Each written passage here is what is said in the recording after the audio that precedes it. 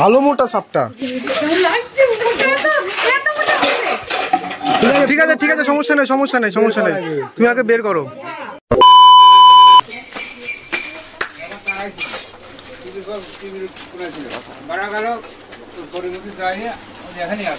ওখানেই আছে এখন? হ্যাঁ, টর্চটা একটু দিন এদিকে। ওই বাক্সের কোনায় আছে, ধরতে পারবে ভেতর থেকে? ধরতে পারবে না, অনেক ভিতরে।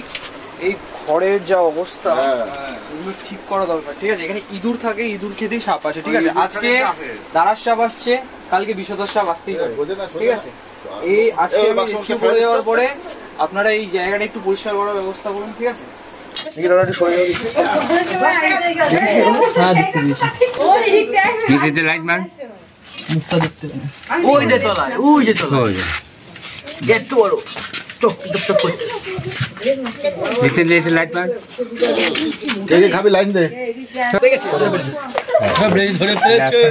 ধরে ফেলেছে এই মোটা বিশাল মোটা রে, দেখো লেজটা টানছে, লেজটা আমাকে তো কিছু ভালো বড় সাপটা, ভালো মোটা সাপটা।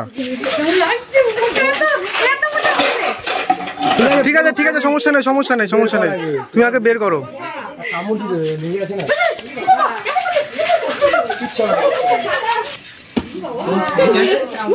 Medium rat snake, good size. অনেক পরিশ্রমের পরে বের করতে গায়ে ফুটো হয়ে গেছে। ঘটনা হচ্ছে বাড়ির যা অবস্থা, এটা পরিষ্কার করতেই হবে, নাহলে আজকে নির্বিষ সাপ আসছে, কাল বিষধর সাপ আসতে পারে।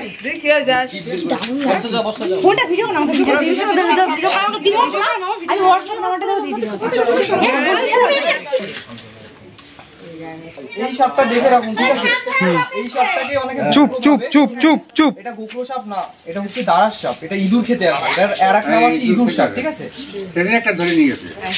এই সাপ দেখে ভুল করবেন না। ঠিক আছে, এগুলো বাড়ির আশেপাশে থাকে, ভয়ের কোনো কারণ নেই, এরা মানুষের ক্ষতি করে না।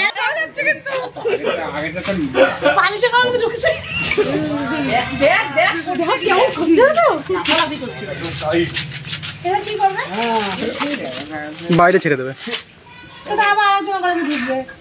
জঙ্গল। আচ্ছা, আপনারা বলুন সাপ কোথায় থাকে? সাপ কোথায় থাকে? মানুষের ঘরে থাকে। মানুষ কোথায় থাকে? প্রকৃতিতে থাকে। এরাও প্রকৃতির একটা অঙ্গ। ঠিক আছে, এদের কি আমরা মেরে ফেলবো না প্রকৃতির বাইরে কোনো জায়গা আছে যেখানে দিয়ে আসবো? সাপ আমাদের প্রকৃতিতেই থাকে। ঠিক আছে, বিষধর সাপ ও দেখো হাঁটা, ওর হা করে কাপড়টাকে খাচ্ছে।